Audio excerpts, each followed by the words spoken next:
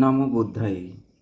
অনেক ছেলে মেয়ে আছে যাদের বিয়ে হয়ে গেলে বা বিয়ে হয়ে যাওয়ার পর তারা কী করে শ্বশুর শাশুড়িকে সম্মান করতে পারে না, বা তাদের সঙ্গে একসঙ্গে মিলেমিশে পরিবার নিয়ে থাকতে চায় না এবং সেবা যত্ন করে না। কিন্তু সেই ছেলে মেয়ে যখন মাতা পিতা হয় তখন তারাই আবার ছেলে সন্তানের কাছ থেকে সেবা যত্ন পেতে চায়, কিন্তু কর্মফল কাউকে রক্ষা করে না বা কাউকে ছাড়ে না। এই আপনি যেমন শ্বশুর শাশুড়িকে সেবা যত্ন করেন নাই বা অপমান অপদস্থ করেছেন, অনুরূপভাবে আপনিও ছেলে সন্তানদের কাছ থেকে কী করবেন, কষ্ট পাবেন বা দুঃখ পাবেন। আপনি যেমন সুখ পেতে চান তেমনিভাবে অবশ্যই আপনাকেও মাতা পিতাকে কী করতে হবে, সেবা যত্ন করতে হবে।